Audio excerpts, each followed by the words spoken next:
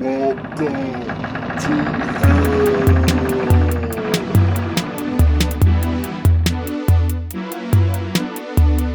There is no escape.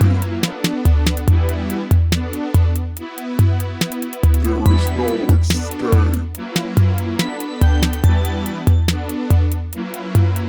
You are in my control now. Welcome to hell.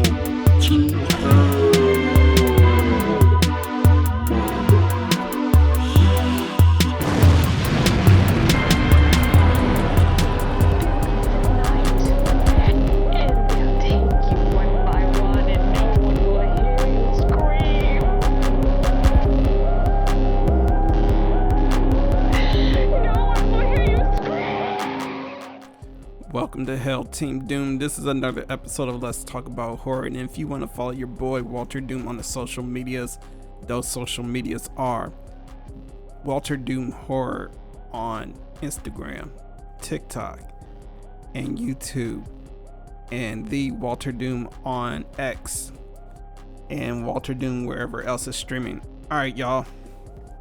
So let's just get into it right now. So the other day, I was just on YouTube, just scrolling about, looking at random videos. You know how we all jump into like YouTube rabbit holes and what have you, right? The one thing that I found interesting that I saw was Watchmojo. Now, if anybody's familiar with Watchmojo, everybody knows Watchmojo is like the countdown channel where it's like they count down all these different topics, you know, greatest fast food restaurant, greatest new school rappers.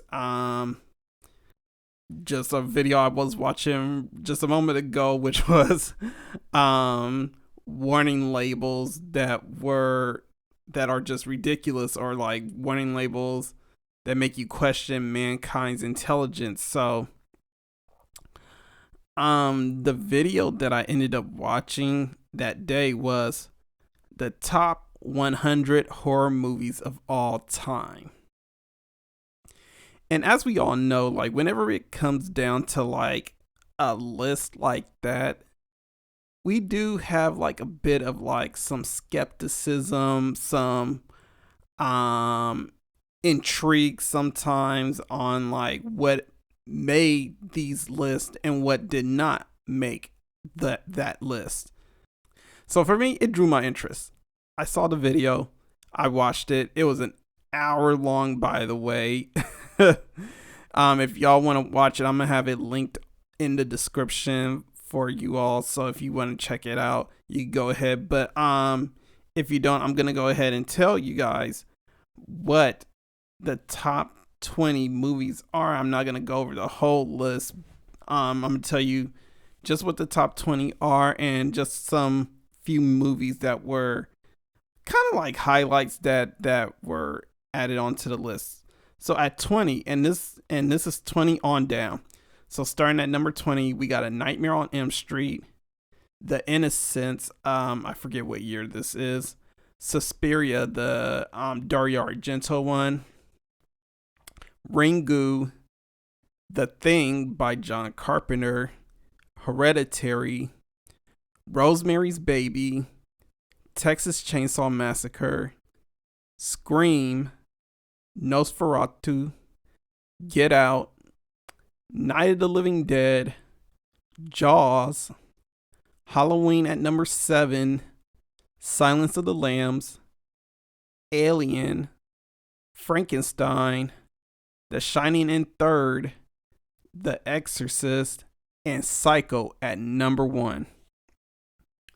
Now, y'all probably are wondering like, well, Doom, what's wrong with that? What's wrong with that list?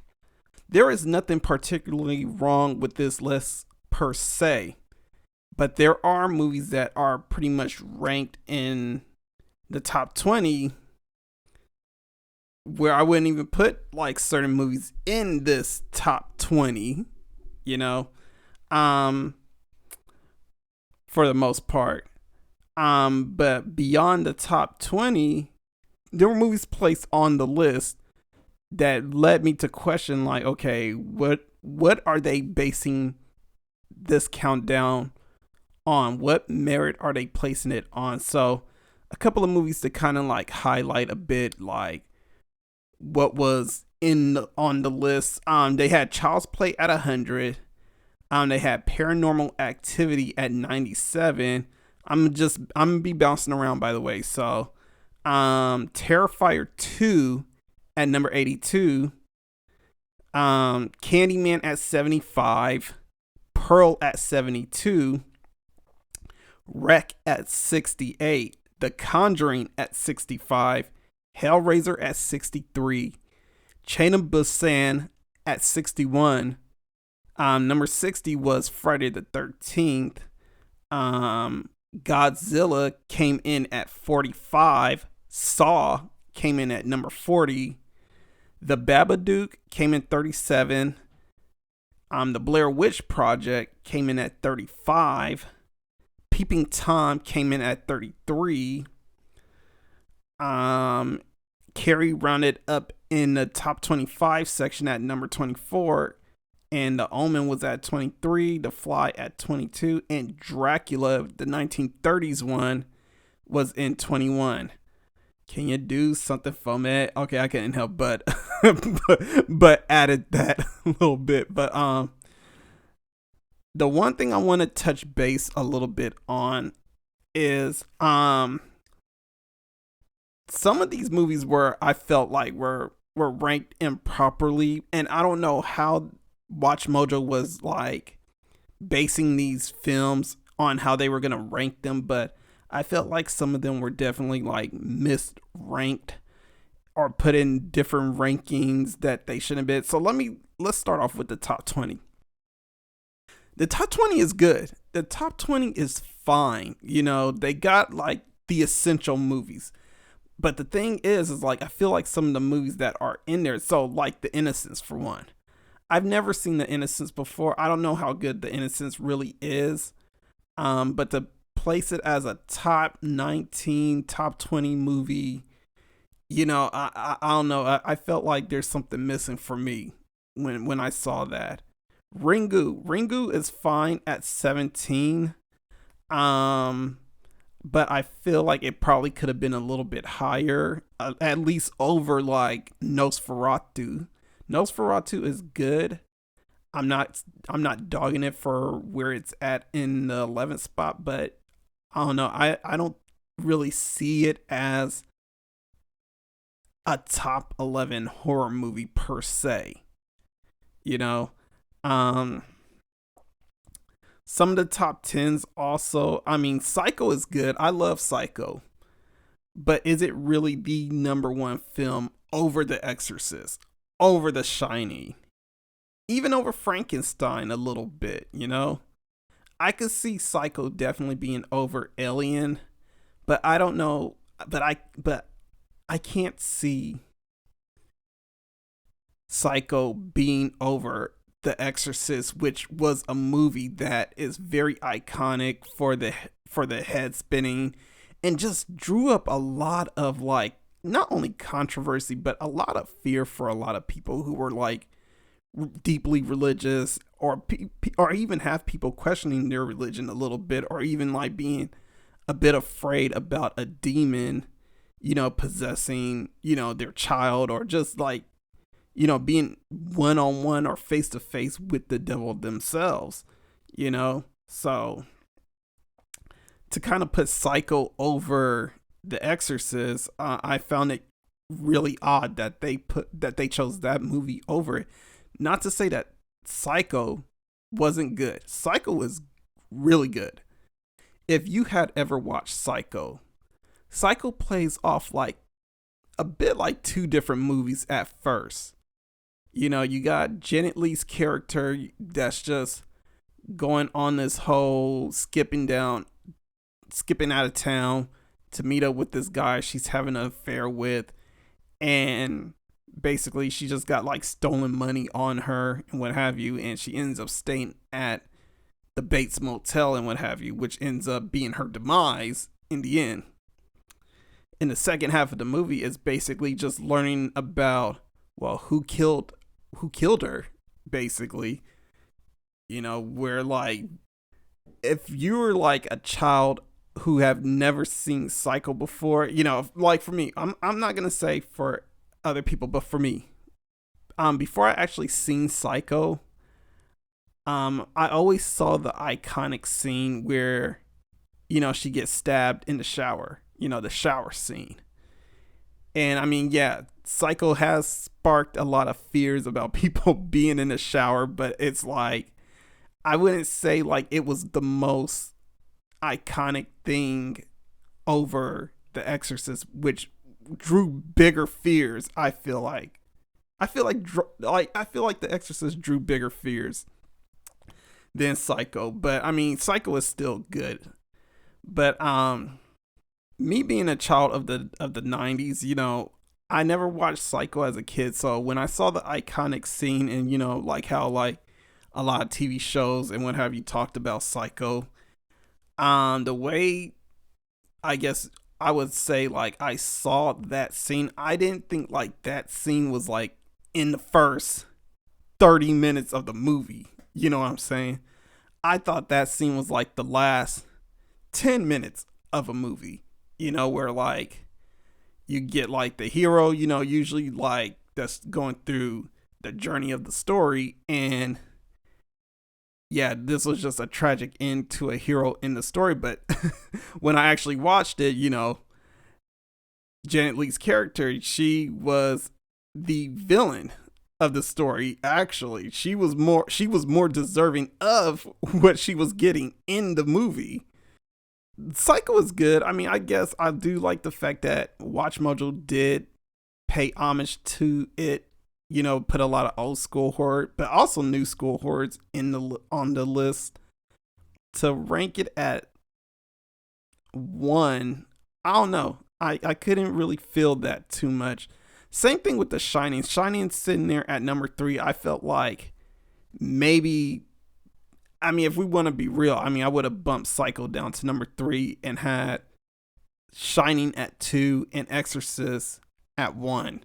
If we're talking about like if we were to reorder this list a little bit. But yeah, I feel like The Shining was a really good story about just like being isolated, alcoholism, traumas, and just all the things that Stanley Kubrick was putting out in this film. Not to mention that there were a lot of Easter eggs in this film, which Stanley Kubrick likes to do. And I mean,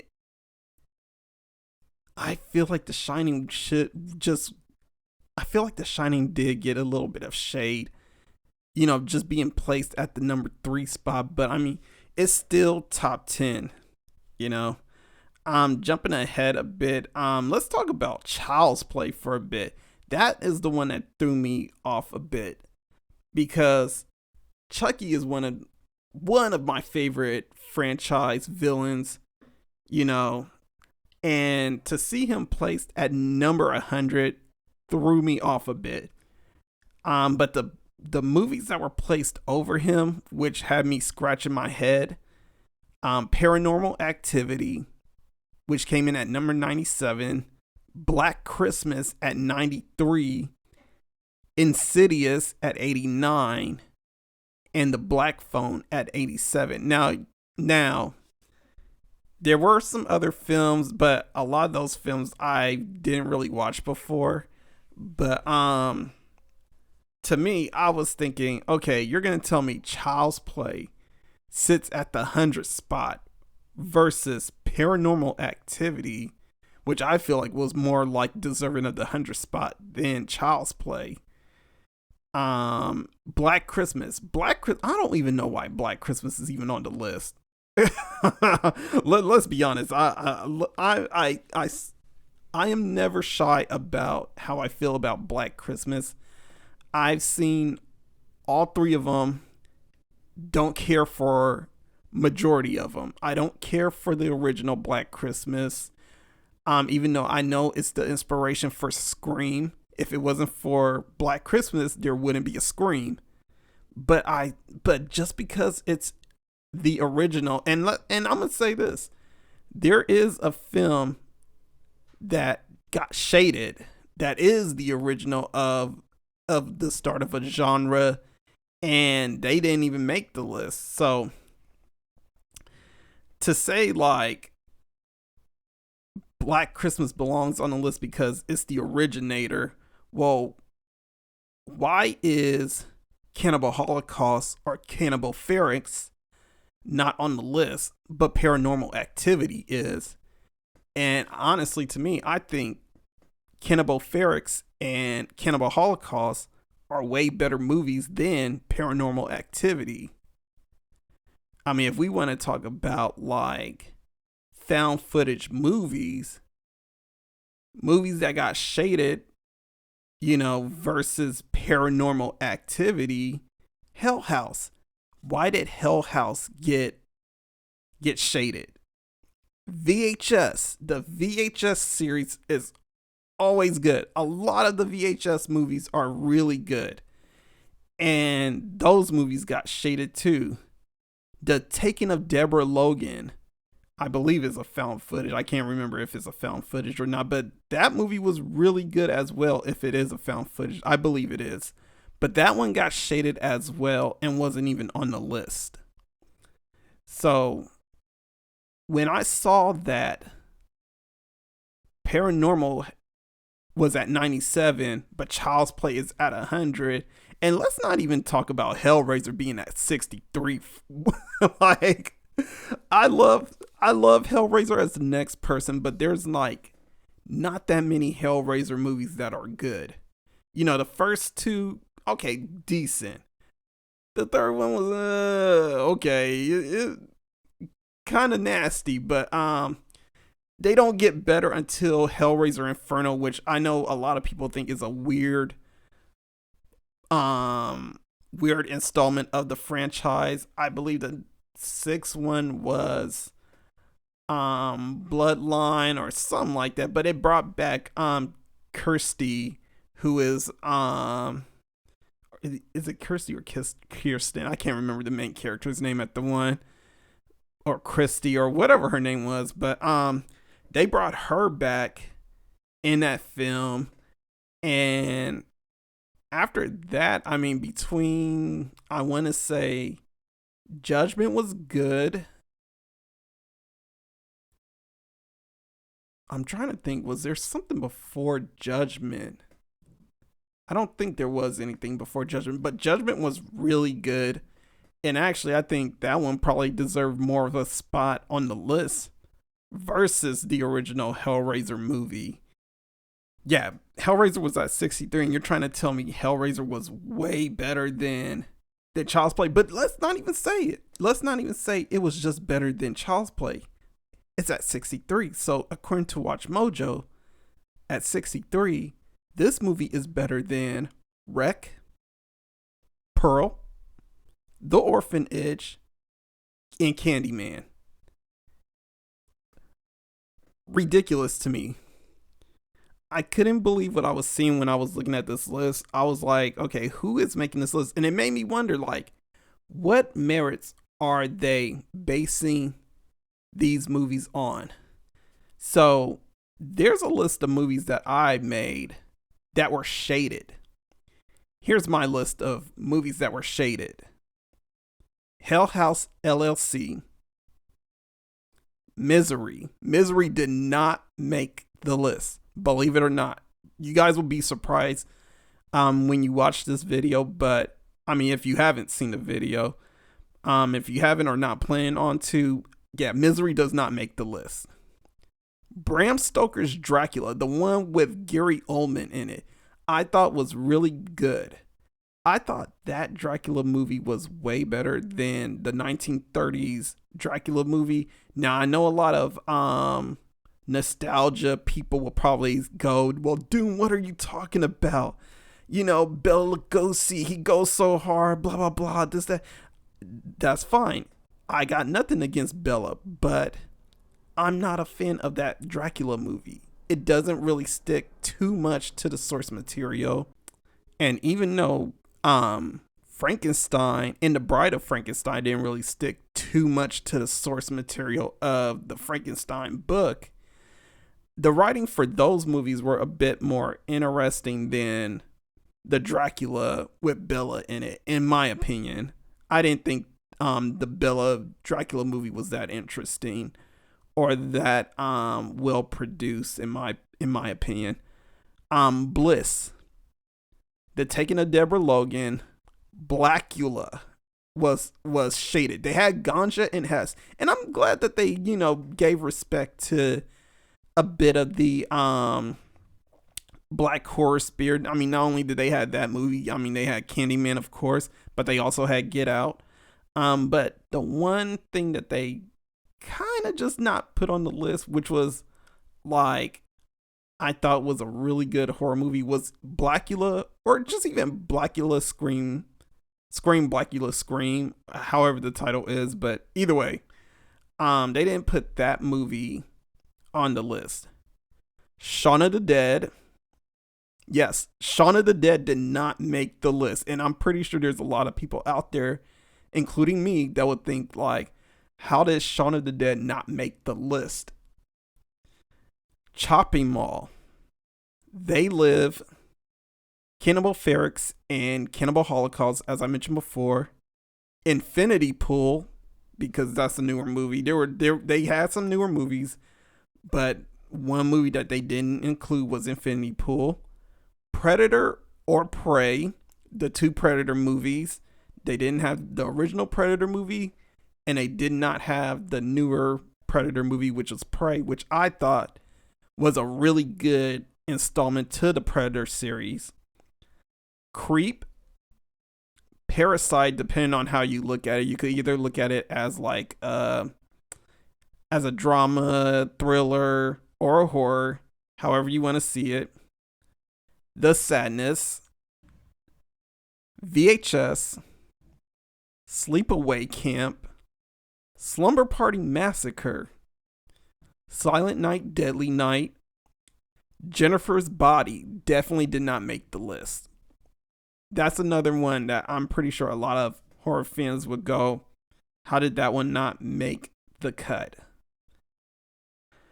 Terrifier, the first Terrifier. Now, I don't disagree on them putting Terrifier 2, but I feel like Terrifier 2 was probably on there because of how popular it was. But in all honesty, the best Terrifier installment was Terrifier 1. Killer Clowns from Outer Space definitely didn't make the list. And House of a Thousand Corpses. No Rob Zombie film made the list. I'm pretty sure like there are a lot of people who don't really care for the Rob Zombie films, but if there is a Rob Zombie film that anybody would care about, would be House of a Thousand Corpses. But even with Devil's Rejects, I mean, I know that one is a movie that everybody loves. Devil's Rejects did not make the list. So it brings me on to the last point of this whole podcast is, should we care? Honestly, we shouldn't. Because at the end of the day, this is Watchmojo's list. And based on what I'm seeing from their list, I mean, and I'm not going to lie, there are some bangers that they put on here that I wouldn't even expect Watchmojo, of all people, to put. You know, they had Raw at 69. I can't remember whether it's like a Australian film or a Norwegian film, but either way, it's a international horror film that ended up at 69. Wreck was at 68. Shout outs to Paco Plaza. Eraserhead was at 55. That was another shocker to me to see that they added. Even just them adding Peeping Tom, even though I felt like Peeping Tom didn't deserve to be on the list that much, they put it on the list and put him at 33. Same thing with Trick or Treat. That was in 85, and I think Eyes Without a Face, that was another shocker for me. I can't remember where. Oh, here it is. Eyes Without a Face at 32. And Les Diaboliques, the French film, came in at 92, which was another surprising movie that came in the top 100.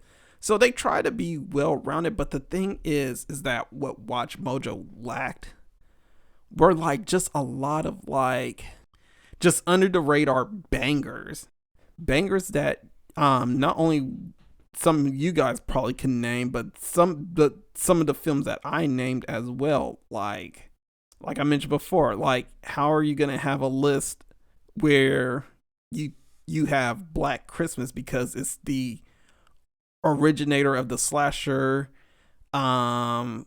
franchise that spawned Scream, but you don't put Cannibal Ferox or Cannibal Holocaust on the list.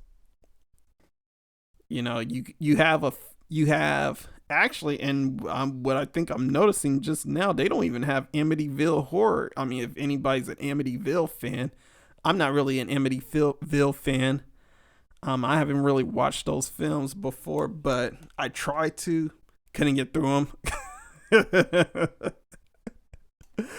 But yeah, if anybody's like an Amityville fan, yeah, your franchise didn't make the list either. But yeah, it boggles my mind on what didn't make the list. But as I mentioned before, like Watchmojo, the way they probably constructed their list was geared towards their audience.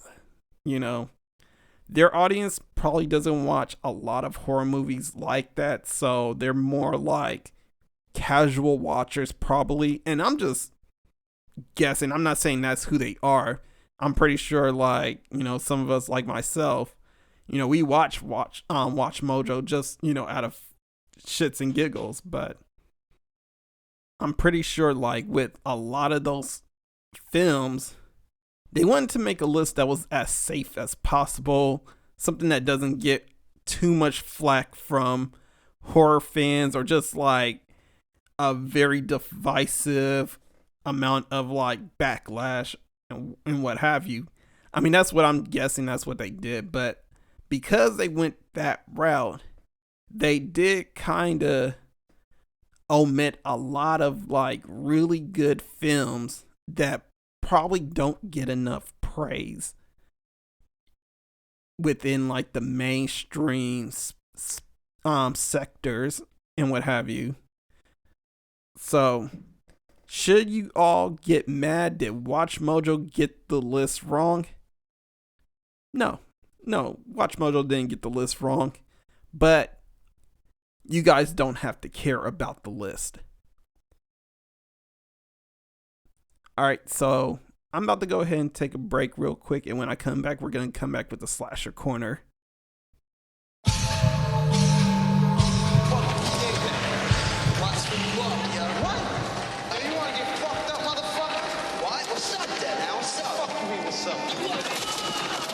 Now get my way, bitch.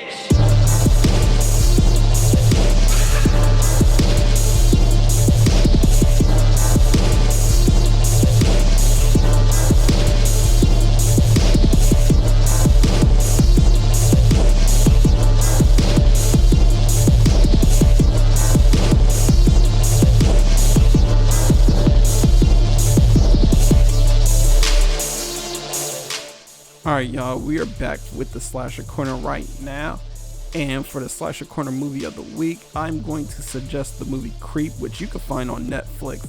So Creep is starring Mark Duplass and Patrick Bryce. The synopsis of this movie is like, I don't know what the hell that was, but the synopsis of this movie is: Aaron answers an online ad and drives to a stranger's house to film him for the day. The man wants to make a movie for his unborn child, but his requests become more bizarre as the day goes along. This movie is really good. It's really far out, trippy, and what have you, and I'm surprised Creep didn't make the list as well. I mean, I'm pretty sure Watchmojo don't really know about Creep, or if they did, they probably would just think it's like a weird horror film. Oh man. Actually, I just thought about another movie that didn't make it, Darling. That I'm pretty sure if they saw that film, they would think that movie is far out. or even They Look Like People.